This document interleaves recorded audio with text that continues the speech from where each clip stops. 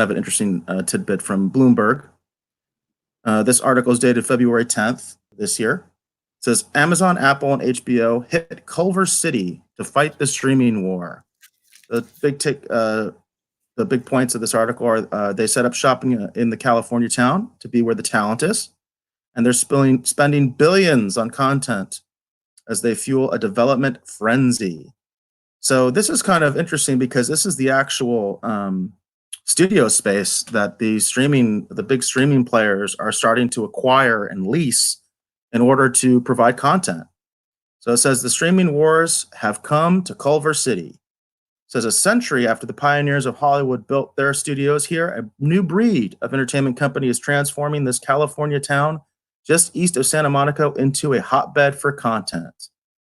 Amazon, Apple, and AT&T's HBO are moving into vast office and production spaces in the city of 40,000 over the next few years as they scale up their Southern California movie and TV operations to compete with Netflix, the top video streaming platform.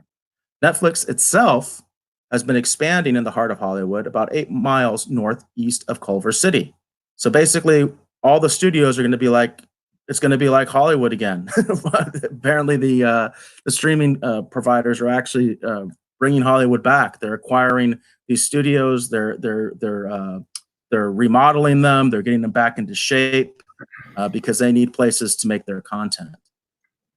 Its rivals are building their war rooms in the city to tap Los Angeles County's deep resources in the entertainment industry.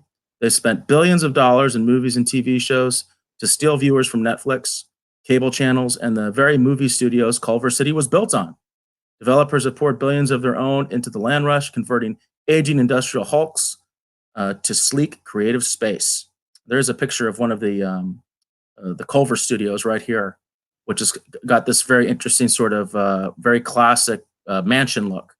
This is one of the old studios, and it's been they're revitalizing it and they're repurposing it specifically for the streaming wars. It says Amazon Studios will lease almost the entire 72,000 square foot Culver Studios complex once it's complete next year, and has already taken all the office space at the adjacent Culver Steps, a recently finished mixed-use development by Hackman Capital Partners. So this is where this is the actual Amazon Studios is going to be right there, Culver Studios. Interesting, very interesting.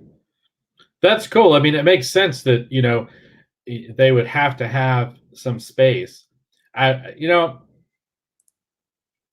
always kind of surprised because Robert Rodriguez, he's got his studio out. I think it's out somewhere in Texas. You know what I mean? Where he's got his I believe like a sound stage. A lot of his own creative professionals are based out of there, and they handle a lot of different productions out of there. Based out of Texas.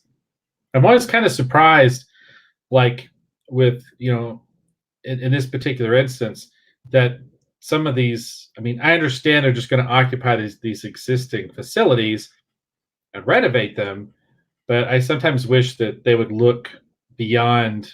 You know what I mean? Just the usual channels. Oh, I would love to see them build a studio, in Phoenix or something like that. That would be awesome. So they used to do that. Strangely enough, there used to be more studios in Phoenix, and most of them have been torn down. I remember, of all things, it was only a few years ago. Dick Van Dyke had a studio in Scottsdale because he actually had a show here because he was living here at one time. He was living in Carefree, and he was doing a show. And the premise of the show was that he actually was a talk show host based in Phoenix, Arizona. And they built him a studio because he did not want to go back to Hollywood. He was happy out here, and they built him a studio.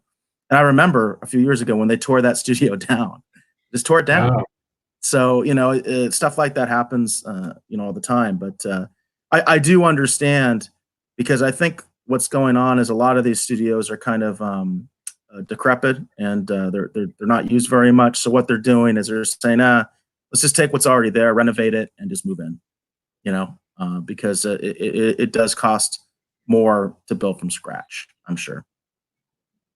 Yeah, I think about as Walmart and some of these other big box retailers have moved out and they've left these big, huge structures, Yeah. that theoretically, someone could move in and renovate and turn it into a functioning studio, and actually, just kind of shoot out of there.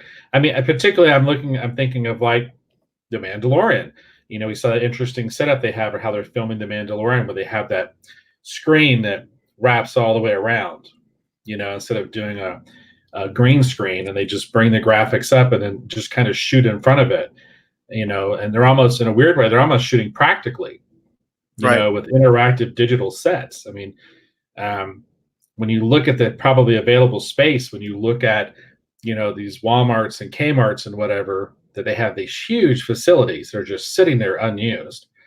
And then I think about too, like in terms of like the kind of talent. I mean, you might have to develop the talent a little bit more, but there's so many people who would love to, work in the film industry, and you're probably going to be able to get them to come on board and work, for probably a different scale, and they'd love to just have the opportunity. So I I don't actually know. heard Will Wheaton at a panel one time at the Phoenix Comic Con, and that there was a local actor, a local Arizona-based actor, who came up and was asking them, why L.A.? Why does everybody have to be in L.A.? And LeVar Burton was on that panel, and so was Jonathan Frakes. But I remember what Will Wheaton's response was that you go to L.A. so you can work in British Columbia, because all the films at Right. that time were being made in Vancouver. And Right. so, yeah, it's funny. A lot of that has to do also with the tax incentives and things like that. That's why New Mexico has a studio, and generally the stuff that you'd think would go to Arizona goes to New Mexico, because they actually have the infrastructure, because they have the tax incentives that Arizona doesn't have.